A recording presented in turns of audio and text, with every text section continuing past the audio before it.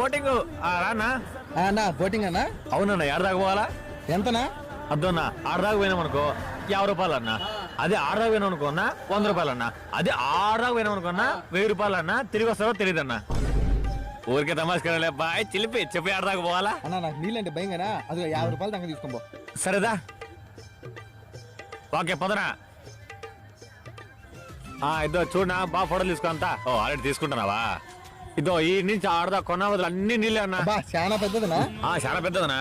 సరే లేట్ అయింది పనా. యాడికి పోయేది? గట్టుకాడికి. నేను ఇదో ఏం మాట్లాడినా ఏడదాకా వచ్చే 50 రూపాయలు అన్నా. తిరిగి పోవాలంటే 100 రూపాయలు అవుతుంది. నువ్వు ముందు చెప్పలేక తమ్ముడు. నువ్వు ముందు అడిగినా నన్ను. వేరే దారేం లేదా? ఉంది. ఏంది? దిగుకుంటావో? నాకు ఈతకంటే రా తమ్ముడు. అయితే 100 రూపాయలు కట్టాల్సిందే అమ్మా.